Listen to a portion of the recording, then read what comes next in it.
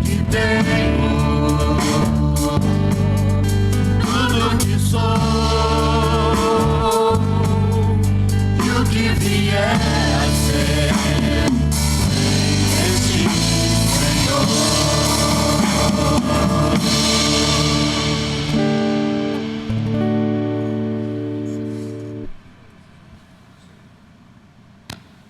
Podem sentar.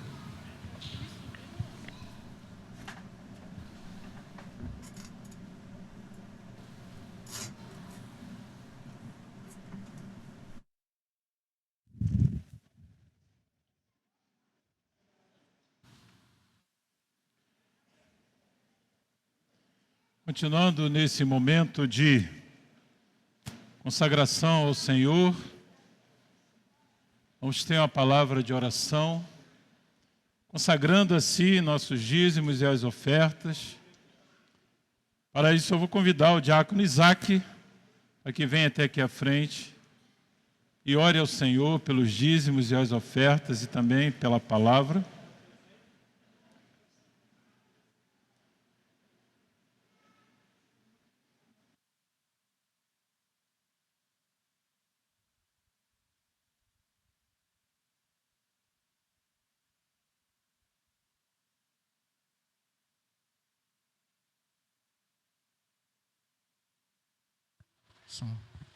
Convido a igreja a se colocar de pé. Você que tem seu envelope, erga seu envelope, atos de consagração a Deus.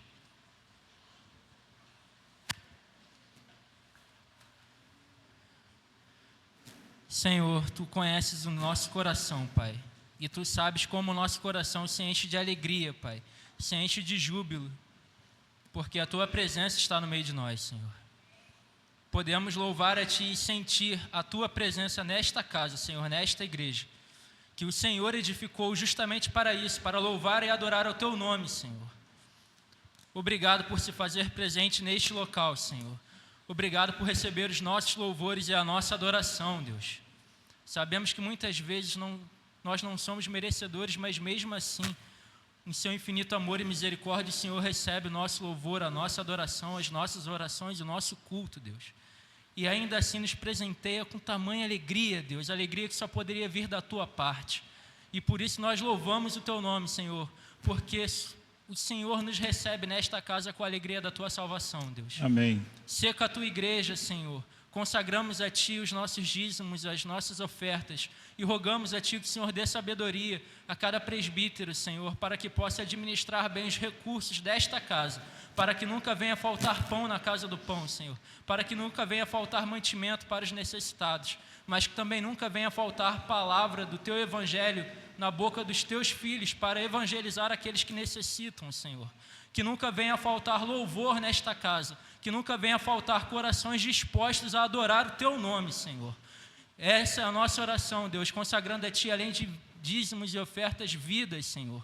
Como é bom, como o nosso coração se enche de alegria em ver crianças correndo na Tua casa, Senhor.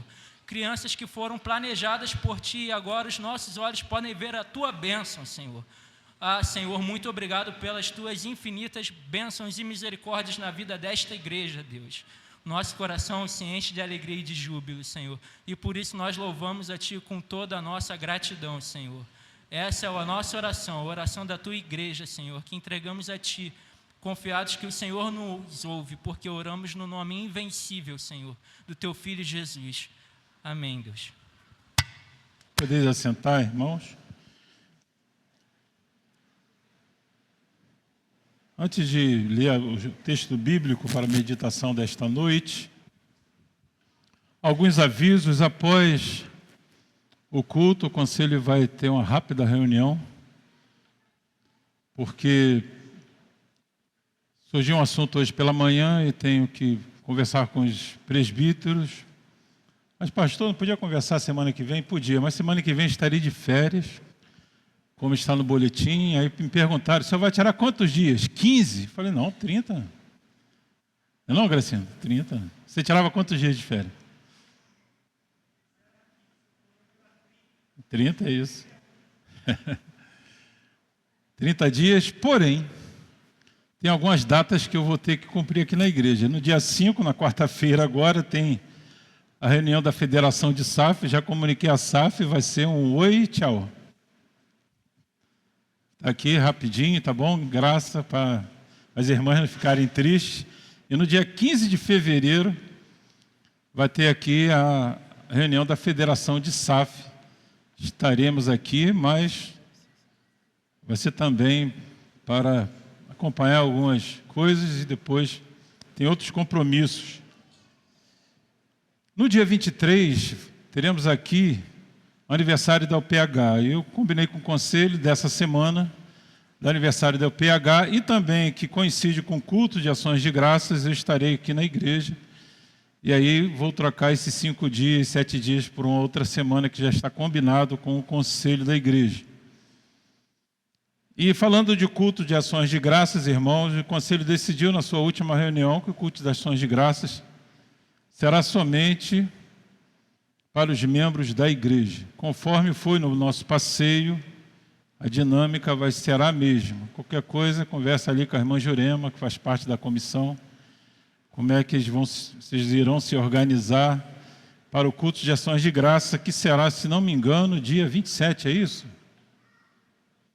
Última quinta-feira do mês, né? Dia 27. Tá bom? Abra a palavra do Senhor. Evangelho de João, capítulo 6.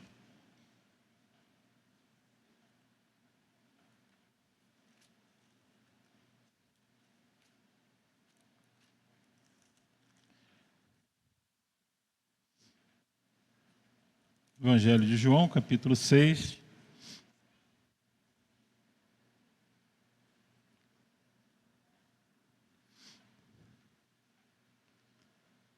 A partir do verso 35.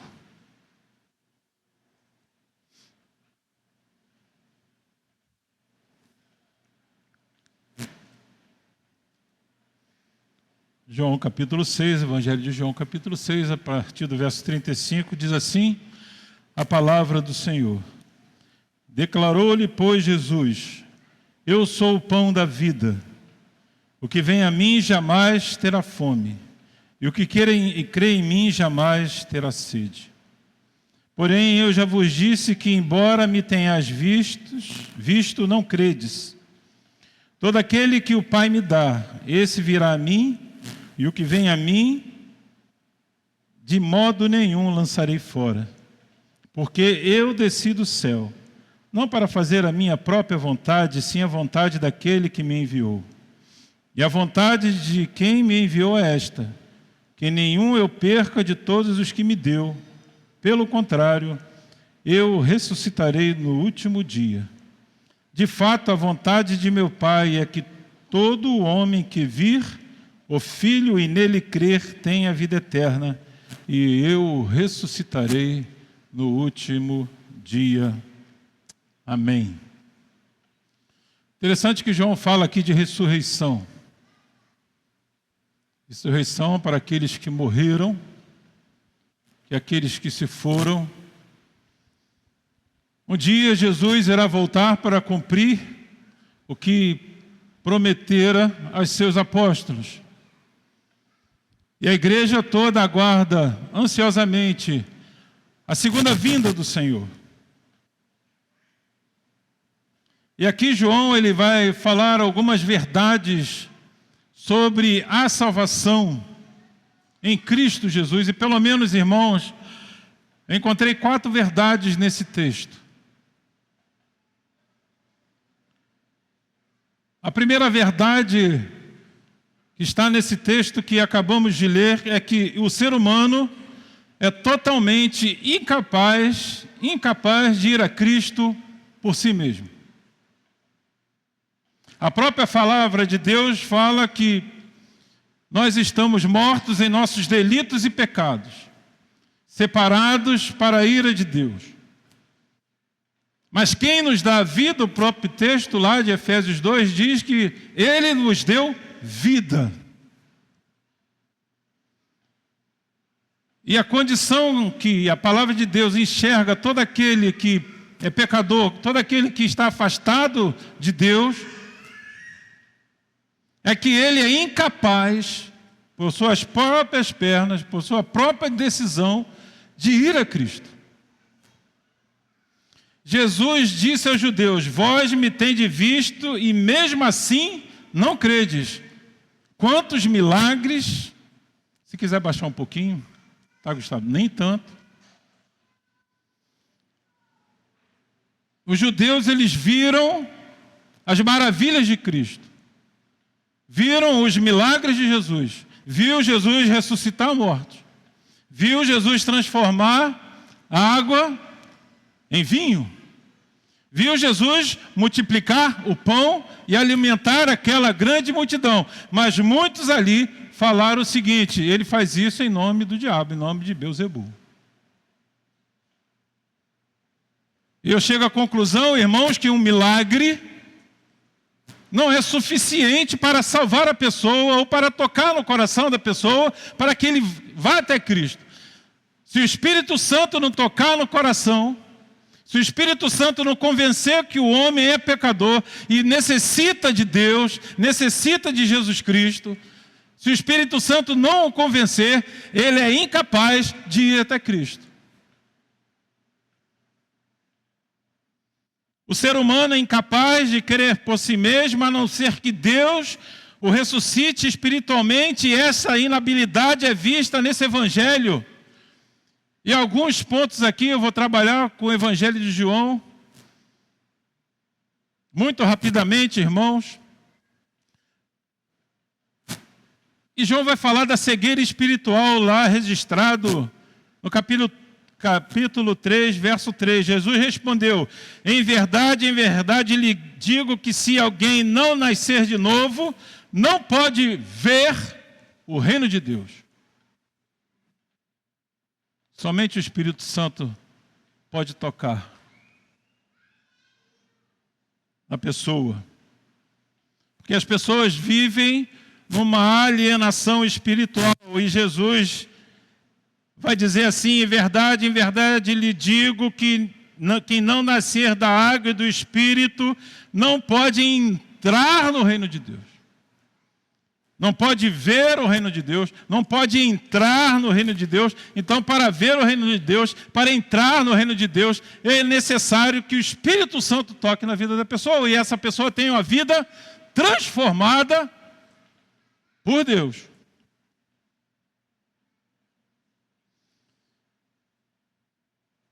Outra verdade que Jesus fala: em verdade lhes digo que vem a hora e já chegou em que os mortos ouvirão, futuro, a voz do Filho de Homem, e os que o ouvirem viverão.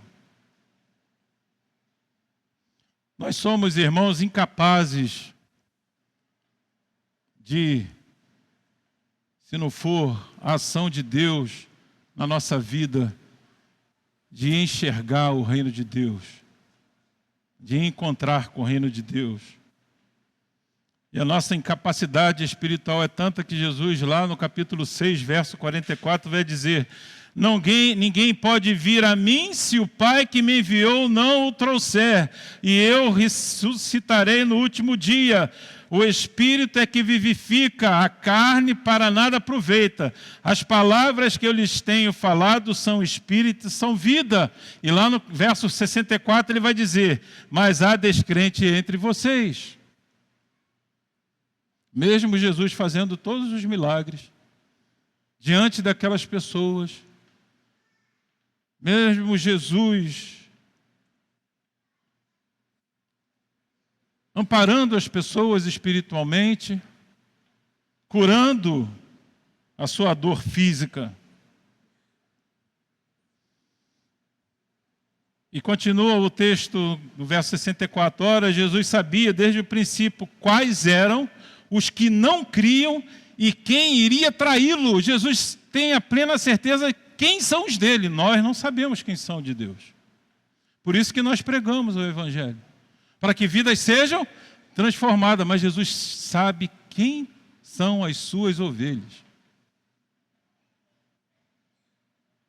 E lá no verso 65 ele vai dizer: E prosseguiu: por causa disto é que falei para vocês que ninguém poderia vir a mim se não lhe fosse concedido pelo Pai. É Deus que concede, é Deus que dá a vida, é Deus que cura, é Deus que salva, é Deus que liberta, é Deus que transforma.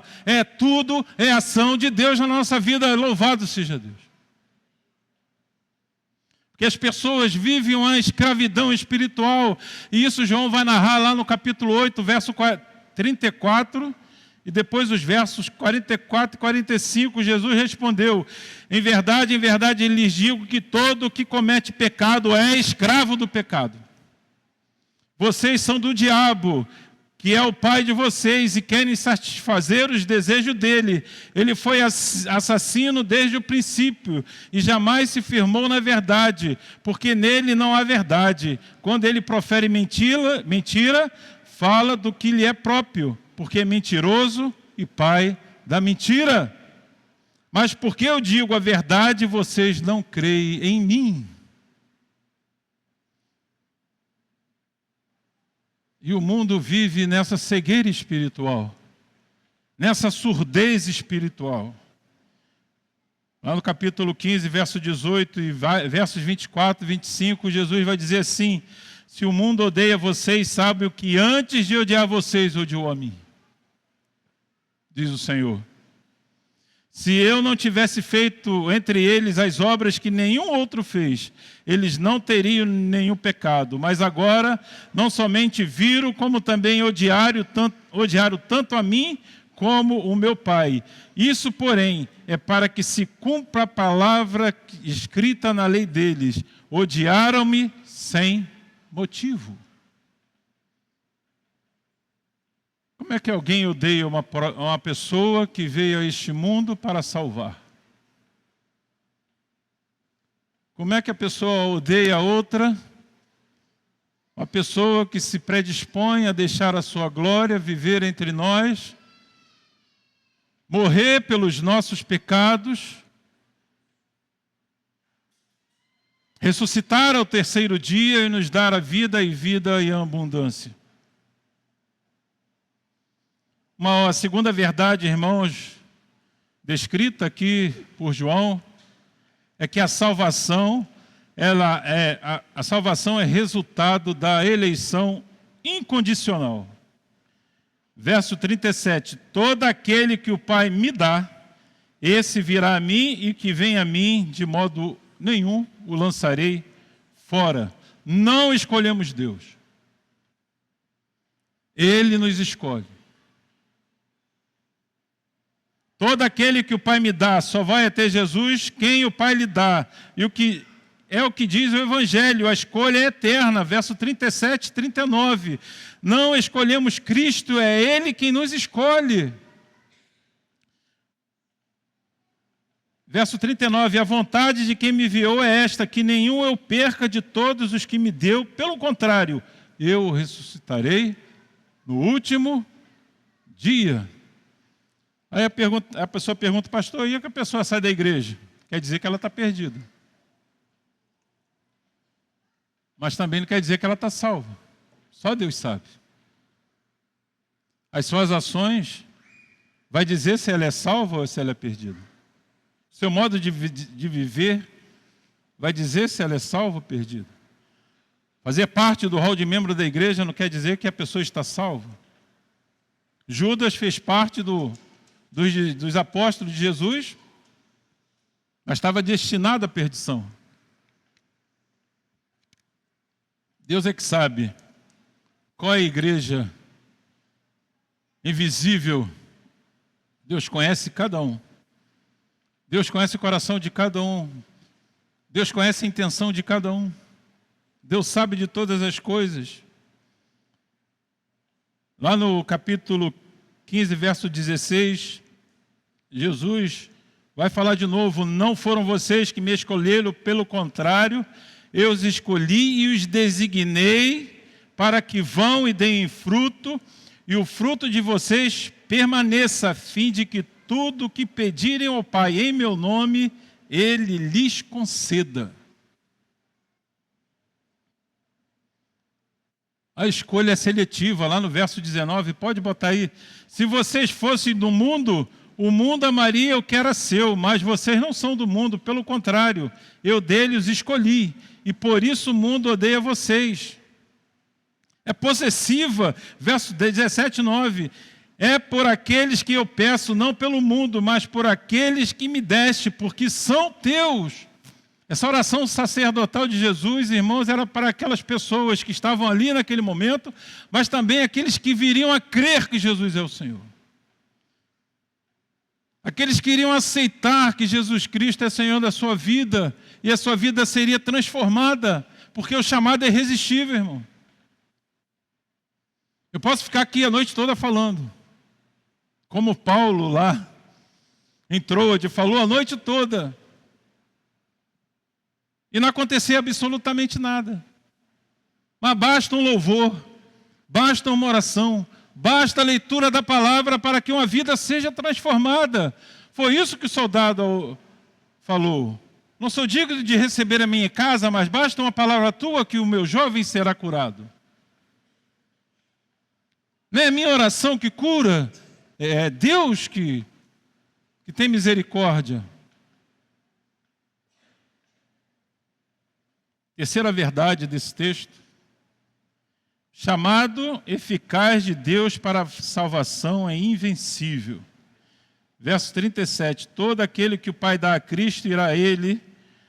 O Deus que elege é o Deus que chama, e chama eficazmente. Todo aquele que o Pai me dá virá a mim. A graça irresistível, ou a chamada eficaz, é vista em João. Somos ressuscitados espiritualmente. Isto está escrito lá, voltando ao verso 3, ao verso 8. Em verdade lhe digo que se alguém não nascer de novo, não pode ver o reino de Deus. Nicodemos perguntou como um mestre: como pode um homem nascer sendo velho? Será que pode voltar ao ventre materno e nascer uma segunda vez? Jesus respondeu: em verdade lhe digo, quem não nascer da água e do Espírito não pode entrar no reino de Deus. O que é nascido da carne é carne, o que é nascido do Espírito é Espírito. Não fique admirado por eu dizer, vocês precisam nascer de novo. O vento sopra onde quer, você ouve o barulho que ele faz, mas não sabe de onde ele vem, nem para onde ele vai. Assim é todo o que é nascido do Espírito. É irresistível. Nós não escolhemos Deus. É Deus que nos escolhe. Nos escolhe para ir e dar muitos frutos. E voltando ao capítulo 5, verso 25. Em verdade lhe digo que vem a hora e já chegou em que os mortos ouvirão a voz do Filho de Deus. Não é a voz do pastor da igreja, não é a voz do oficial da igreja, não é a voz de nenhum irmão. Ouvirão a voz de Deus. E os que a ouvirem viverão.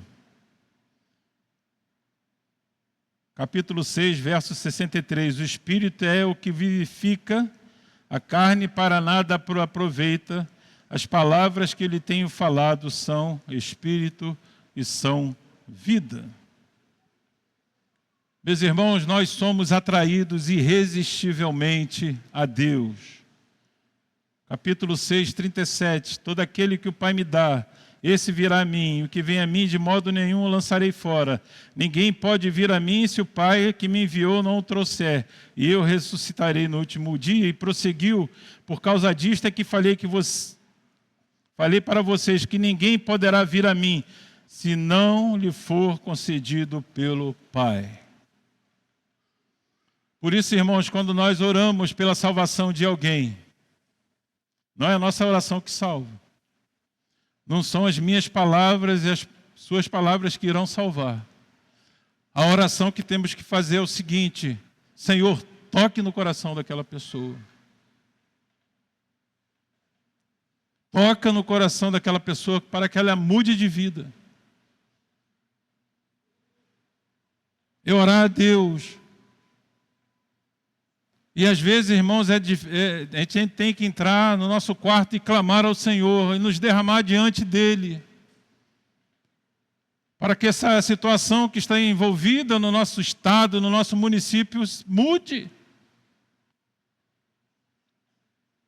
Porque a palavra de Deus fala: onde abundou o pecado, superabundou a minha graça.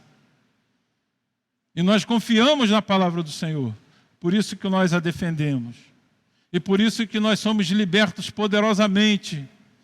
Conhecerão a verdade e a verdade os libertará.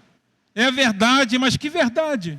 No mundo subjetivo, no mundo onde que a verdade é pessoal, a pessoa escolhe a sua verdade, vive por aquela verdade, morre por aquela verdade e acha que está fazendo certo. O que é a verdade? Quais são as verdades que este mundo prega? Lá no verso 36 do capítulo 8 tem a resposta: se pois o Filho libertar, vocês serão verdadeiramente livres. Quem livra é Jesus Cristo.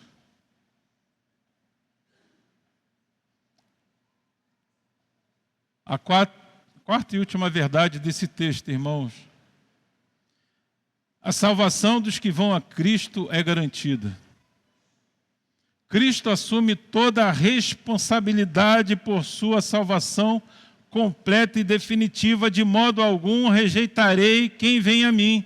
Quem é de Cristo não se perde, verso 39, mas tem a vida eterna, verso 40, é a promessa de Deus: o que vem a mim não se perde, tem a vida eterna. Porque as coisas não findam aqui. A nossa existência não para aqui neste mundo. E essa verdade que precisamos ouvir todo dia, porque as pessoas parecem que vivem como se não houvesse amanhã. Tem uma frase de uma música isso.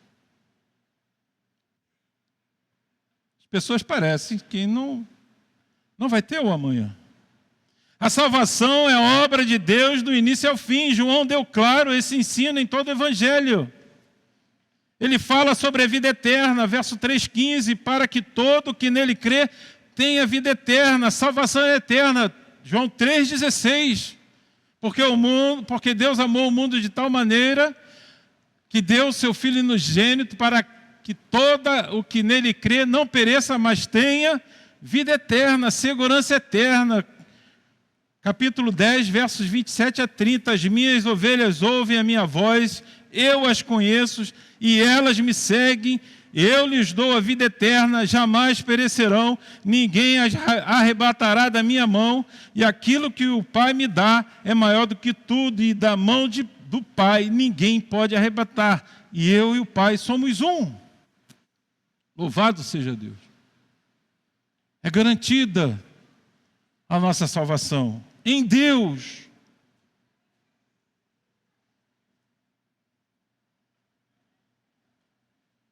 E a salvação é garantida e tem adoração eterna. Jesus, lá no capítulo 11, verso 25 e 26, diz assim: disse-lhe Jesus: eu sou a ressurreição e a vida. Quem crê em mim, ainda que morra, viverá. E todo aquele que vive e crê em mim, não morrerá eternamente. Creis isto? É promessa de Deus, é garantia de Deus.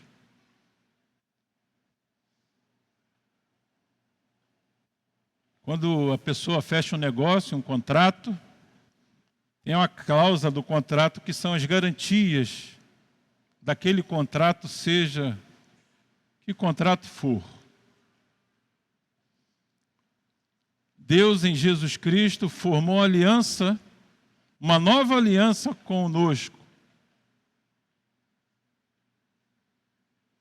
E nos deu Jesus Cristo e enviou Jesus Cristo. E a garantia é essa: todo aquele que vive e crê em mim não morrerá.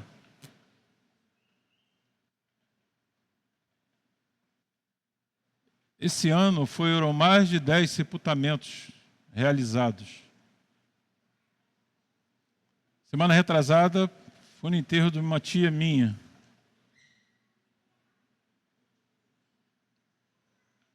E ali eu pude ver vidas que eram totalmente dedicadas às orgias, às bebidas, às noites, aos sambas, enfim, foram transformadas por Jesus Cristo. E quando a gente conhece a pessoa antes e depois, a gente pode constatar realmente essa pessoa é salva.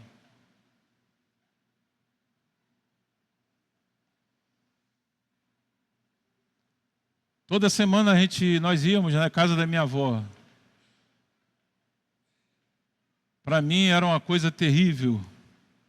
Via cada coisa que não devo nem contar aqui na igreja, mas que trazia profunda tristeza. De pessoas dedicadas a sua vida a Satanás. Mas quando a graça de Deus entra na vida da família, ela é irresistível. E glória a Deus, muitos ali foram salvos e outros serão ainda salvos. Mas isso não depende da minha vontade. Pela minha vontade, o mundo todo seria salvo. Pela nossa vontade, todos da nossa família seriam salvos. Paulo, ao entrar naquela casa, prometeu: crê no Senhor Jesus, será salvo tu e a tua casa.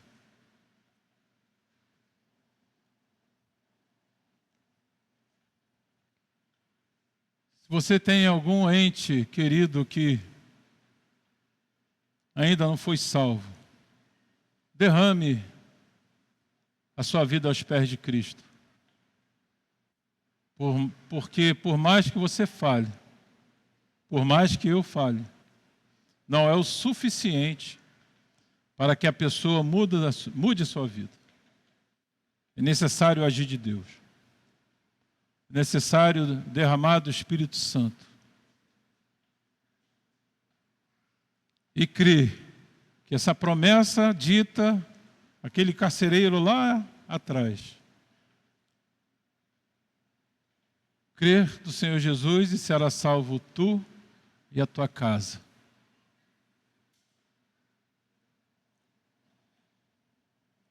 Antigamente a gente cantava, até lembrei essa semana, no final dos cultos a gente cantava: vida ou morte, qual vais aceitar? Amanhã pode ser muito tarde. Hoje Cristo te quer libertar. Essa semana no Rio de Janeiro morreram mais de 120 pessoas por causa das suas escolhas.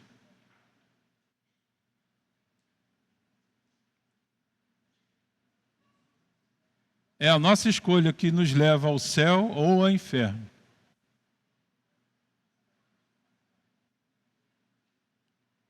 E o Espírito Santo pergunta ao seu coração: você crê no Senhor Jesus? A ponto de mudar a sua vida totalmente? A ponto de deixar as coisas que o mundo oferece, porque o mundo está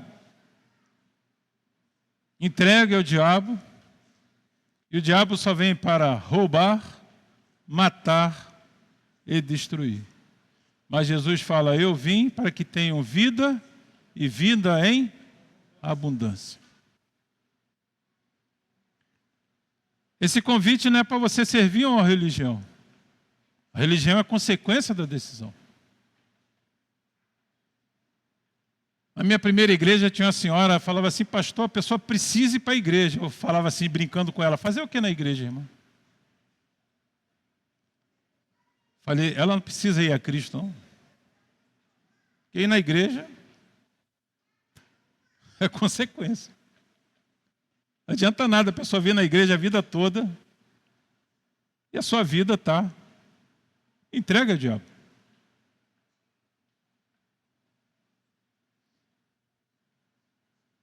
É necessário mudança. E a decisão que a pessoa toma hoje certamente acarreterá para a vida eterna. Está diante de nós o bem e o mal. O que nós vamos escolher? Se seguirmos o bem, teremos resultado do bem. Mas se escolher o mal, eu vi uma mãe essa semana, depois desses acontecimentos, falei hoje de manhã, ela falou na cara do menino que estava sendo preso. Ela deu graças a Deus para o filho não ter sido morto. Ele falou, você está sendo preso, você não é vítima da sociedade. Você é vítima das suas escolhas. As pessoas são vítimas das suas escolhas. Aí eu pergunto, o que você vai escolher? Cristo ou o mundo? Não tem outra. A escolha é pessoal, é individual. Eu não posso escolher pelo meu filho, pela minha filha, pela minha esposa, por algum irmão da igreja, por algum filho de um irmão da igreja. Eu não posso escolher. É individual.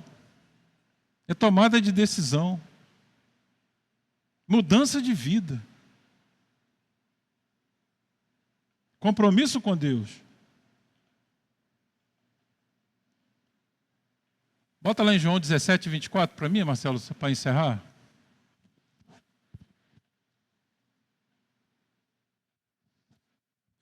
Diz assim a palavra, a oração sacerdotal de Jesus. Pai, a minha vontade é que onde eu estou, estejam também comigo os que me deste, para que vejam a minha glória que me conferiste.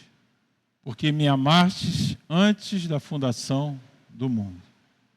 Pai, a minha vontade é que onde eu estou estejam também comigo os que me deste.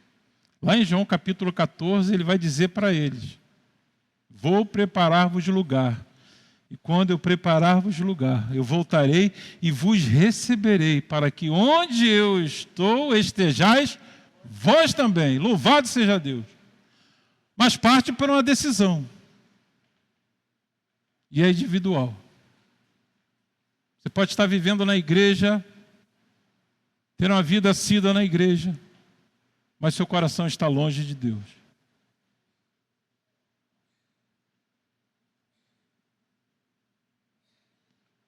Jesus conhece os que são seus.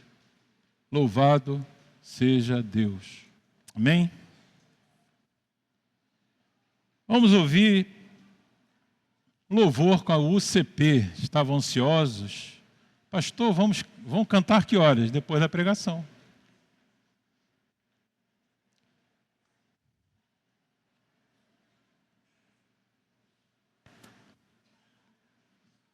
Eu já vou lá para baixo.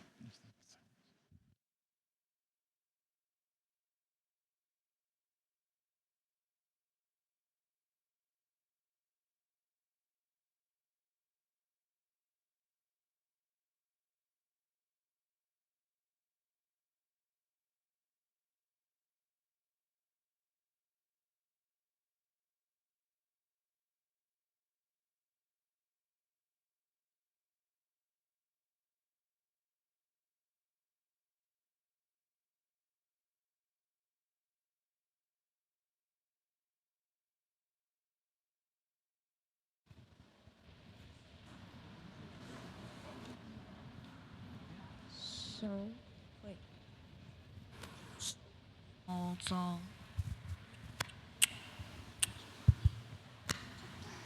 Som. Som.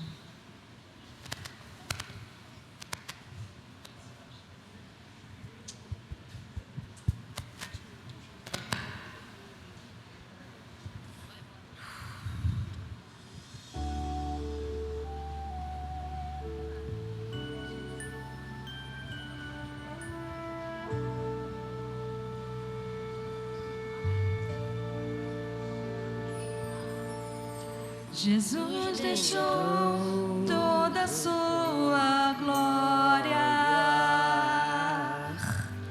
veio ao mundo como homem para nos salvar,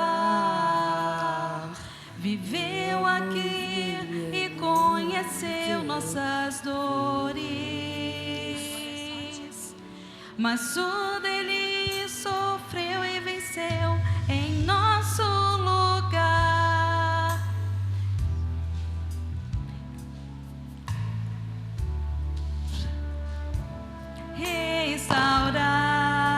Restaurar, seu perdão vai além dos céus, nenhum monte é tão alto, nenhum vale tão profundo como o amor do nosso Deus.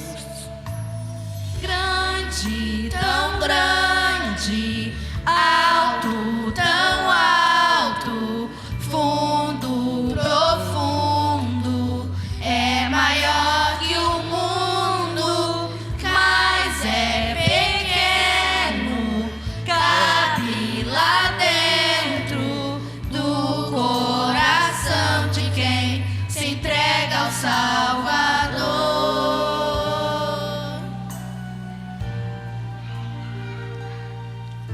Jesus deixou toda a sua glória, veio ao mundo como homem para nos salvar, viveu aqui e conheceu nossas dores, mas tudo ele sofreu e venceu em nosso lugar, para nos mostrar que o Criador, o único Deus, nos ama e deseja restaurar. Seu perdão vai além dos céus, nenhum monte é tão alto, nenhum vale tão profundo como o amor do nosso Deus. Grande, tão grande, alto, tão alto, fundo, profundo, é maior que o mundo, mas é pequeno, cabe lá dentro do coração de quem se entrega ao Salvador.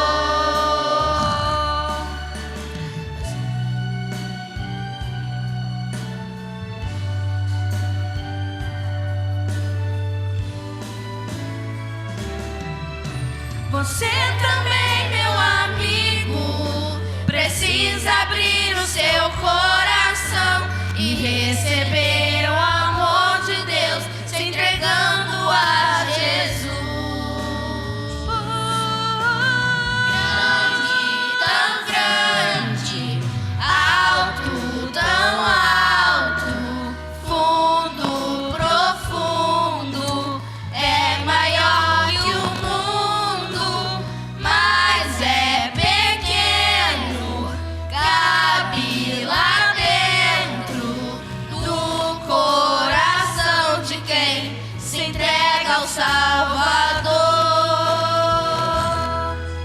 Seu grande, alto, tão alto, fundo, profundo, é maior que o mundo, mas é pequeno, cabe lá dentro do coração de quem se entrega ao Salvador. Seu perdão vai além dos céus, nenhum monte é tão alto, nenhum vale tão profundo como o amor do nosso Deus.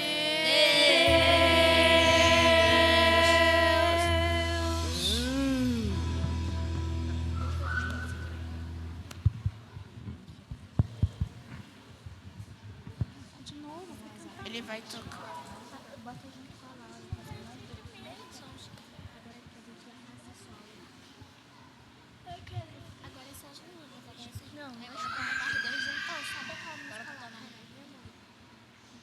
Oi? Então, primeiro a menina e depois os meninos.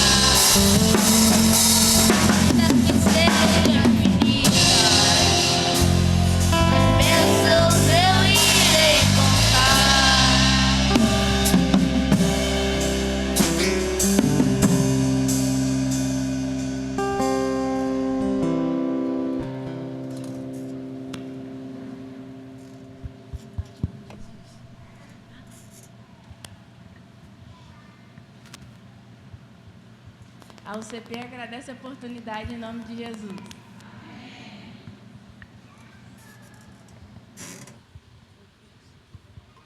Vai cantar mais?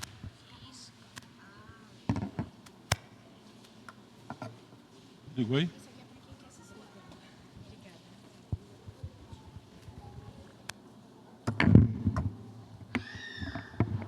Alô, alô, som.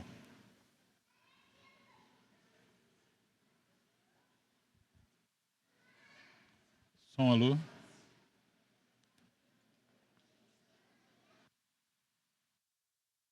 Alô. Alô. Nossa. Chamar aqui o presbítero Marcelos. Chamar os presbíteros da igreja, Fernanda, Tito.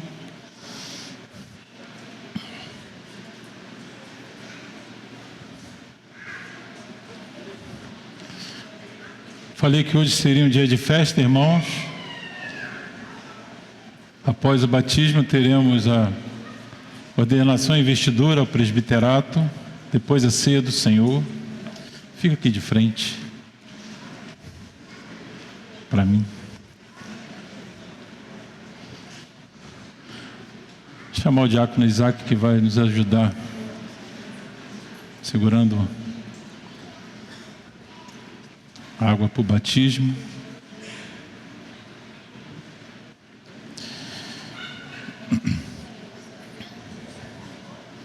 Amados em Cristo, pode. O sacramento do batismo é de ordenação divina. Deus, o nosso Pai, que nos redimiu pelo sacrifício de Cristo, é também o Deus Pai de nossos filhos. Embora eles não possam ainda compreender e assumir por si mesmos os compromissos deste sacramento, a igreja assim o pratica, atenta à promessa de Deus, que estabeleceu sua aliança com todo o seu povo e sua descendência. Nossos filhos pertencem ao Senhor. Juntamente conosco, a família da igreja, por meio da nossa nova aliança firmada em Cristo Jesus. O batismo, ele é sinal de remissão dos pecados e da nossa união com Cristo.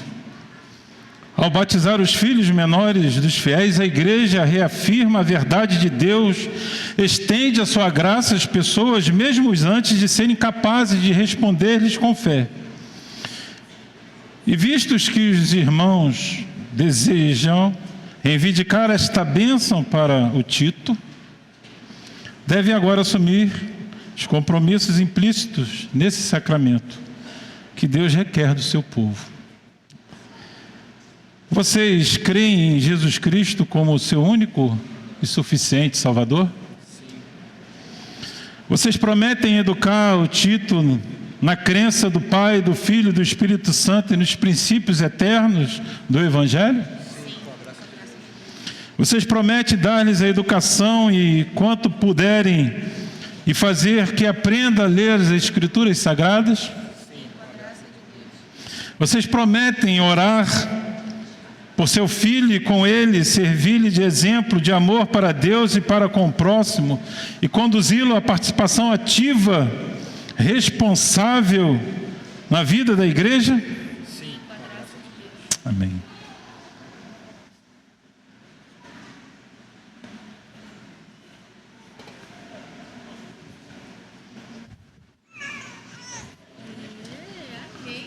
Vamos. Tito Bulé Domiciano, né? Está preparado para o banho? Hein? Chega mais. Tito Bulé Domiciano. Eu batizo em nome do Pai, do Filho e do Espírito Santo. Feche seus olhos, vamos orar. Santo Deus, eterno Pai, digno de toda honra, de todo louvor, te damos graças, Senhor, porque aqui teus servos trouxe o seu filho para consagrar a ele, a ti. Louvado seja Deus. Que ele possa crescer na graça e no conhecimento que ele possa te servir, que ele possa te buscar, que Fernando e Marcelo e todos os seus familiares possam educá-los na tua presença. Ó Deus, e que jamais ele se desvie do teu caminho. Abençoe o Tito, ó Deus, e eu como ministro do Evangelho te consagro a ti, ó Deus, como tua ovelha. Cuida, dê saúde, que ele possa crescer na graça e no conhecimento. Abençoe seus pais. É a oração que te faço em nome de Jesus. Amém e amém. Temos uma lembrança. Oi? Temos uma lembrança aqui. Eu não gostei não, pastor, você molhou minha cabeça. Eu não gostei não, pastor. Isso aqui é um certificado de batismo que a igreja preparou para o Tito. O primeiro certificado dele é o batismo, viu? Bota aí para mim. Isso aqui é a Bíblia, isso aqui as irmãs da EBD da igreja estão te entregando, tá bom? Vou chamar os familiares aqui, tirar uma foto.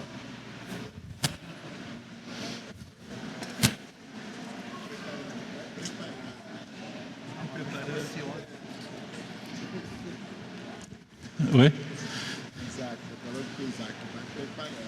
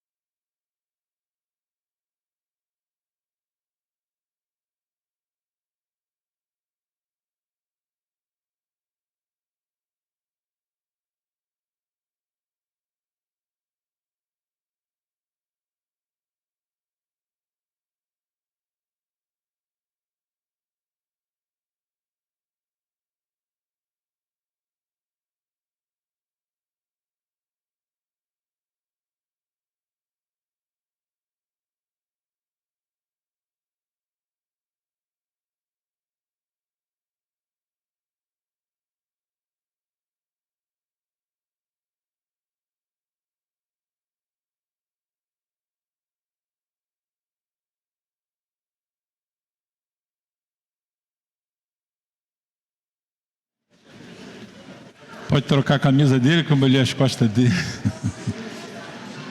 Os presbíteros continuam aqui. Depois dá para o Fernando o envelope.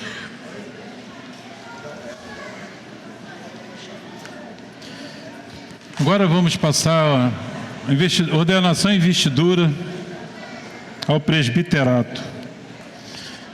A Igreja Presbiteriana do Brasil, observando as disposições da Constituição da Igreja, elegeu para o presbiterato dessa igreja os irmãos Vanderlei da Silveira, Rodrigues da Silva e Jailson de Melo Pereira, o qual chamamos a... Virem até aqui. E como pastor da igreja, cumpre-me com os demais presbíteros da igreja ordenar e investir os irmãos neste ministério especial da igreja, o corpo de Cristo. Vanderlei.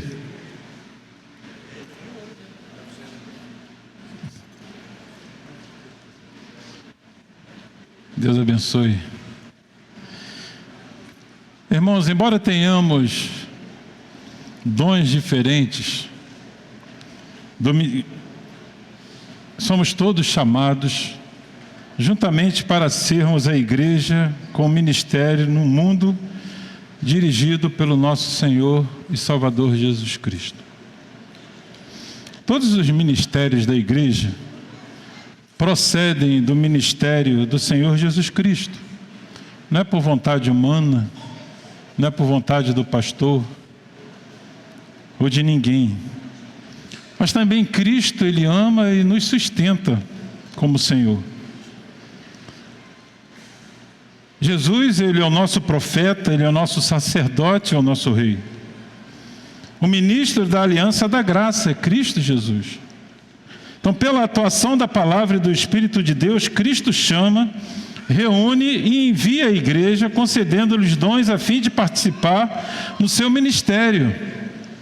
Todos os membros da igreja são chamados para compartilhar o evangelho com o mundo e são também para oferecer ao Pai o culto e o serviço que lhes são devidos, como nosso Criador, por intermédio de Cristo, o único mediador, até que Ele venha de novo. Assim, para a igreja ser continuamente reformada e fortalecida em seu ministério, Cristo lhe proporciona não só ministro da palavra e sacramentos, que é o pastor, mas também presbíteros.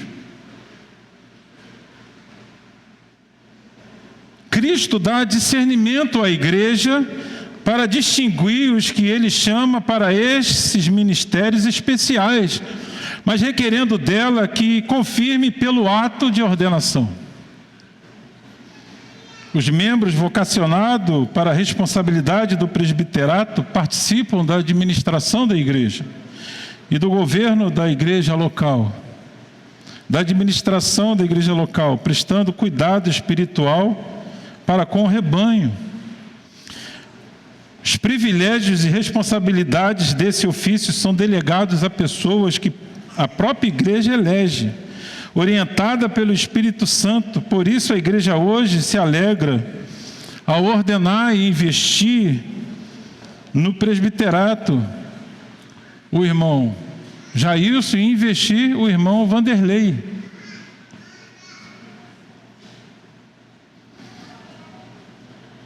Irmãos, para que a sua fé em Deus e integridade de propósito sejam declaradas diante dele e do seu povo, os irmãos deverão responder as seguintes perguntas.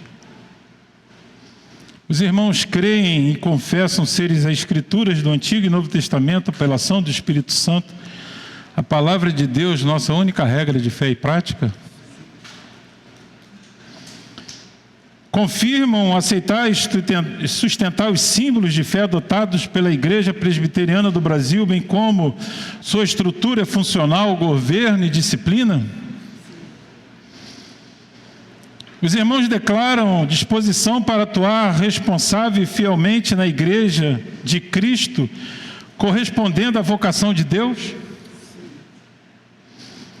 Estão dispostos a empenhar-se com todas as forças na busca da paz, do crescimento e da unidade da igreja? O Senhor os abençoe e conceda-lhes a graça de serem fiéis às declarações que acabaram de fazer. Eu convido a igreja que se coloque de pé. Peço aos irmãos que virem para a igreja. Os irmãos desta igreja aceitam os irmãos Jailson e Vanderlei como presbíteros escolhidos por Deus pela eleição?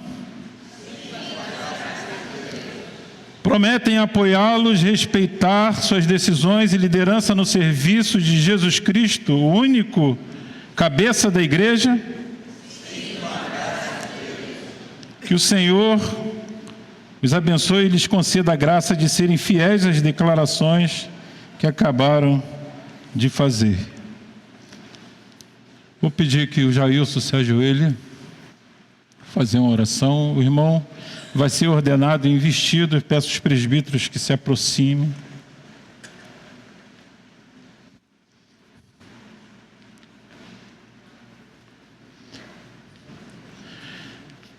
Santo Deus eterno Pai, a Ti toda a honra, toda a glória, todo louvor. Te damos graças, Senhor, porque Tu escolheste estes Teus servos e a reafirmaram, ó Deus, com o voto dos irmãos. E por isso, ó Deus, Te damos honra, glória e louvor. Senhor, que a Tua mão poderosa esteja na vida, Deus, dos irmãos, ordenados e investidos, ó Deus, a este ofício. Que eles possam fazer, ó Deus, tendo amor a Ti, ó Deus, não fazendo por homens, mas por Ti. E que a igreja, Senhor, possa cumprir o voto que acabou de declarar. Por isso, Senhor Deus, como ministro do Evangelho e pastor desta igreja, eu ordeno e invisto Jailson ao ministério do presbiterato por 5 anos desta igreja, para a honra e para a glória do Senhor. E também como ministro do Evangelho, eu invisto o irmão presbítero Vanderlei por mais 5 anos ao presbiterato da igreja. É a oração que te faço em nome de Jesus. Amém e amém. Deus abençoe. Jailson, meu amado em Cristo, minha destra de companhia. Deus abençoe. Os irmãos já podem ficar aqui que a gente vai para...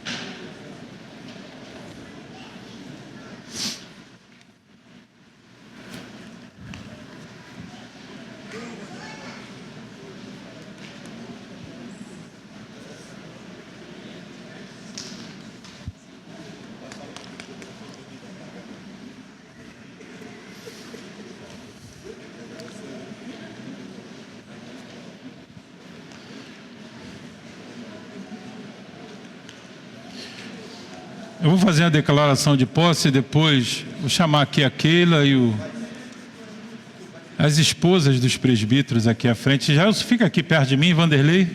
Cadê o Vanderlei? Fica aqui. Chamar a Sônia, chamar a Keila aqui na frente.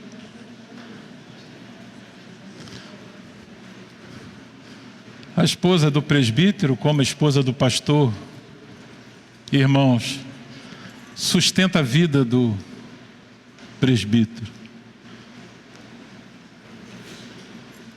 Elas fazem parte.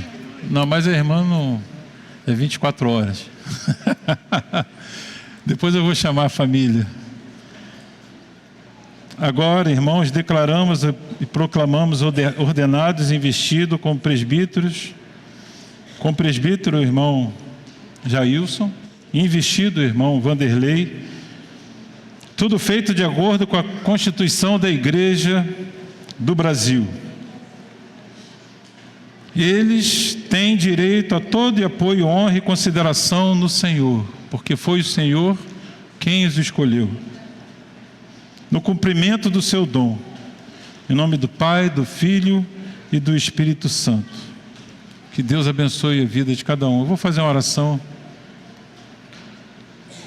pelas famílias dos irmãos. Os irmãos podem estender a mão. Vamos orar ao Senhor. Pai Santo, Pai amado, Senhor, abençoe Jailson e Vanderlei, como os demais presbíteros que aqui estão, que eles possam cumprir cabalmente aquilo que o Senhor propôs no seu coração. Ó Deus, também rogo as bênçãos de Deus para os seus familiares. Abençoe, ó Deus, a Sônia, sustentando o Vanderlei. Abençoe a Keila, sustentando o Jailson. Dê compreensão às irmãs, Senhor, porque certamente os dias que deveriam estar com elas, elas estarão a serviço da igreja, que elas possam ter entendimento, Senhor, vida de Ti. Porque o serviço não é para os homens, mas sim para o Senhor. Abençoe, que a bênção do Senhor esteja na vida deles. Oração que te faço em nome de Jesus. Amém e amém. Deus abençoe.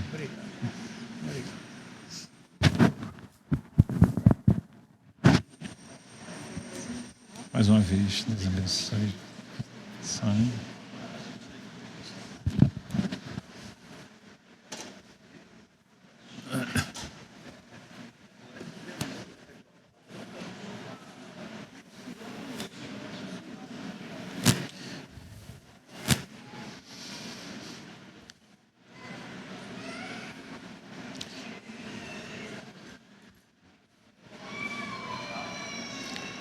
Paulo, orientando a igreja de Corinto,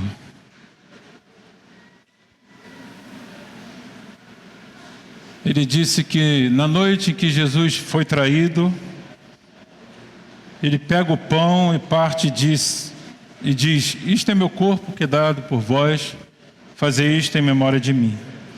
Semelhantemente, após haver ceado, ele pega o cálice e diz: esse cálice é a nova aliança no meu sangue. Cristo vai dizer que quem não participa do pão e no vinho não tem parte comigo, diz o Senhor. E também Jesus vai dizer que a minha carne é a verdadeira comida e o meu sangue é a verdadeira bebida. Por isso, se você que está nos visitando estar em plena comunhão com a igreja e com o Senhor, está convidado a participar conosco da Santa Ceia, porque a ceia é do Senhor. A ceia não é exclusiva da Igreja Presbiteriana do Brasil. Então você está convidado a participar conosco desse momento de celebração, de participar do corpo e sangue de Jesus Cristo.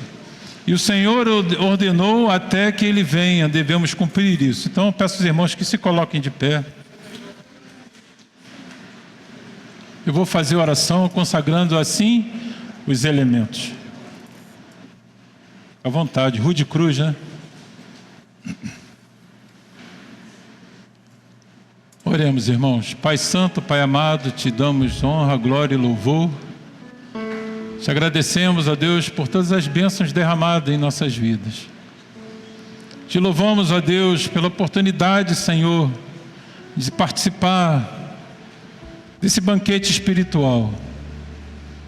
Porque o pão que aqui está e o cálice que aqui está, Senhor, são alimentos espirituais. E o Senhor ordenou que nós devemos fazer em sua memória até que o Senhor volte, quando iremos com toda a igreja contigo, Senhor, tomar a ceia. Louvado seja Deus. Por isso, como ministro do Evangelho, eu consagro esses elementos que foram retirados do seu uso comum, para serem alimentos espirituais de nossas vidas. É a oração que te faço em nome de Jesus. Amém e amém. O grupo de louvor vai conduzir a igreja no cântico Rude Cruz.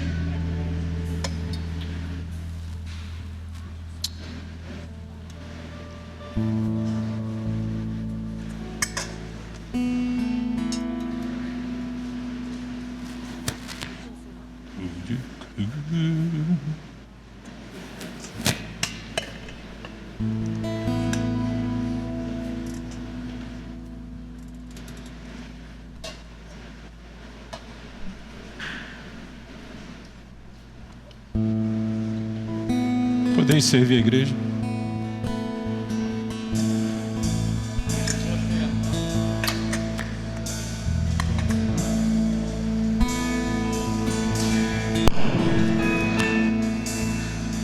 Não, Rudy, não.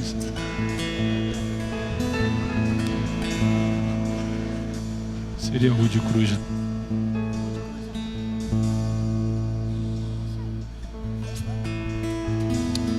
Ah.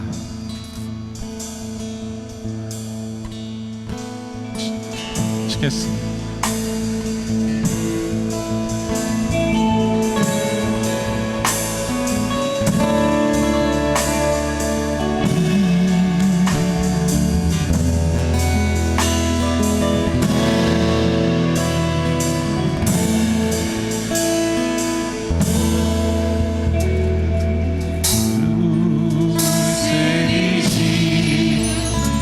Não dia fugir.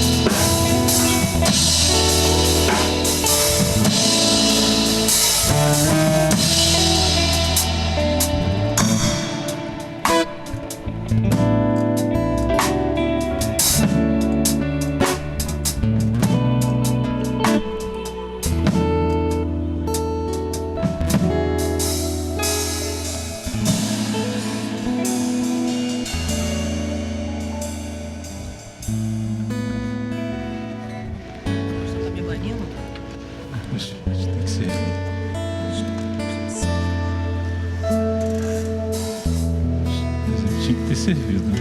Deixa pra lá. Tem mais alguém? O Adriano estava lá tocando. Mais algum irmão foi omitido na distribuição dos elementos? Queira manifestar-se, por gentileza.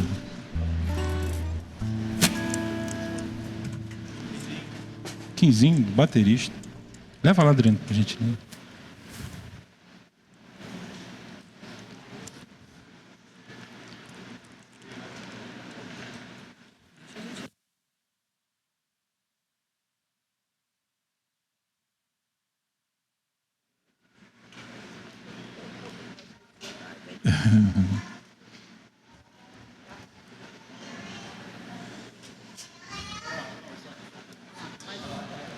Tem mais lá atrás, né?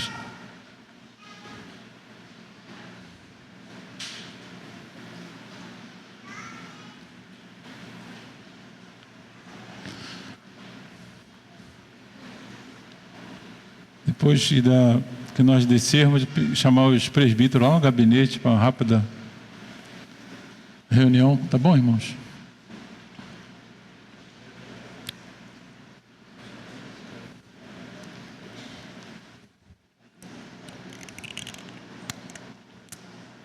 Este pão é verdadeira comida, disse Jesus. Este cálice é a verdadeira bebida.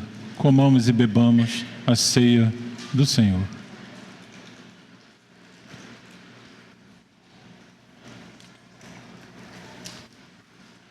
Oração final, irmãos.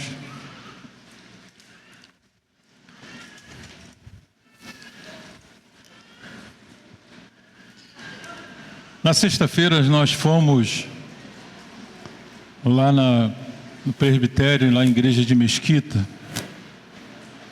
e no final nós intercedemos pela neta do pastor Marcos Batista, menina de 6 anos, estava com pneumonia. Ela foi levada ao hospital e no procedimento médico, devido a uma inabilidade da equipe médica e de enfermeiros a colocar, esqueci o nome que se coloca, intubar a pessoa, intubar errado. Ela ficou meia hora sem respirar, com consequências no cérebro. Ela está praticamente deitada. E isso, o reverendo, contando em detalhes, eu não vou contar em detalhes, senão a gente vai sair daqui mais de 9 horas. Ele chorando no gabinete, antes de ele mesmo que ia trazer a mensagem. O que dói no coração é que a AMIL, eu vou falar o plano de saúde, irmãos, porque tomara que se torne público. A AMIL falou que deveria dar alta à menina, porque os gastos estão muito altos. É um absurdo você pagar um plano de saúde, um dos mais caros do país, e a direção desse plano dizer para você, na sua cara, que você está sendo um peso.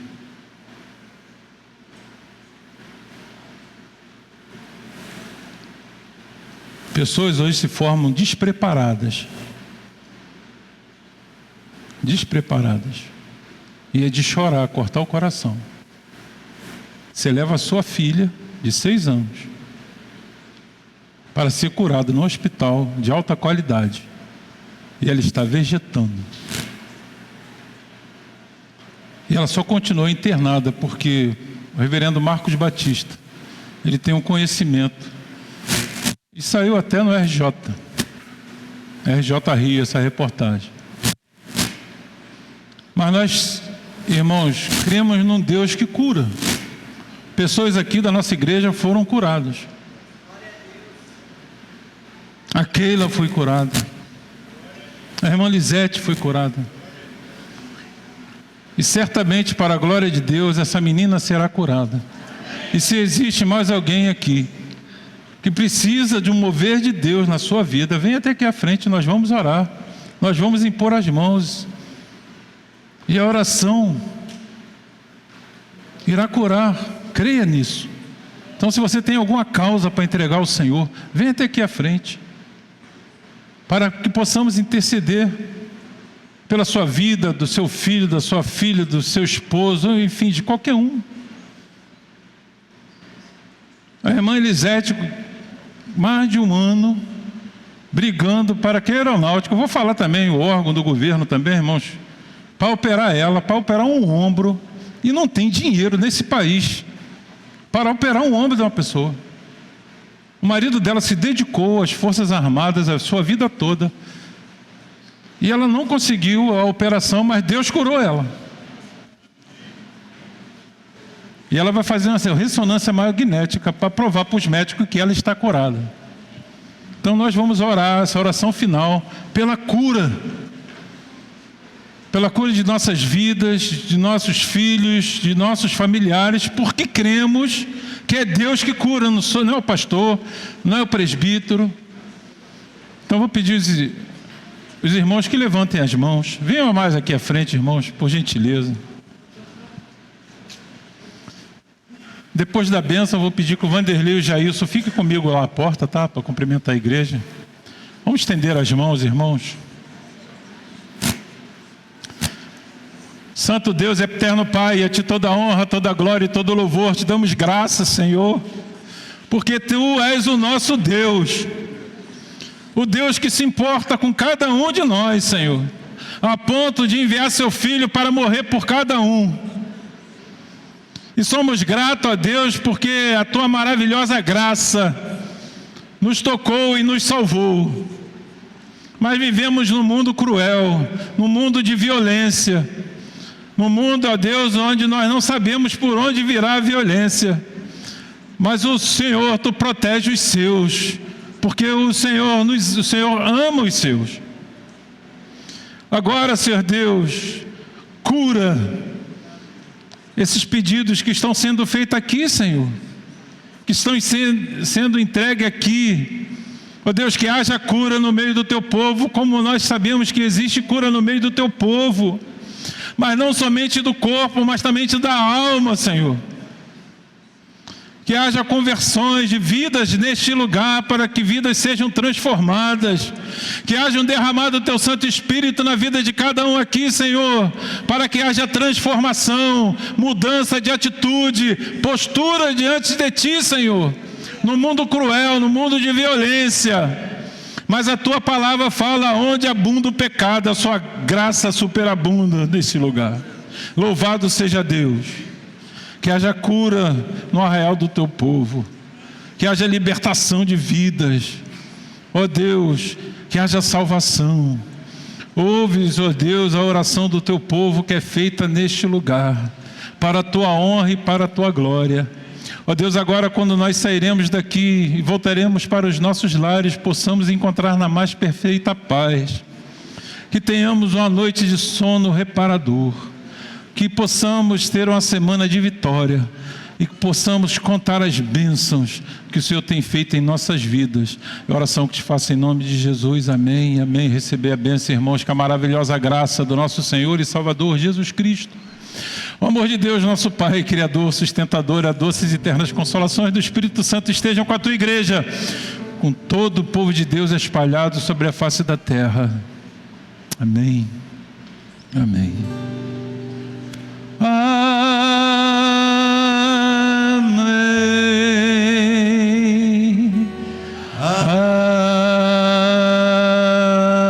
Amém.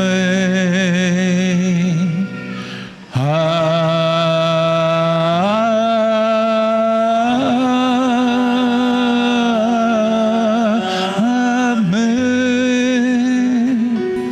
Dê um abraço no seu irmão e diga-lhe: tenha uma boa semana, uma semana de vitória.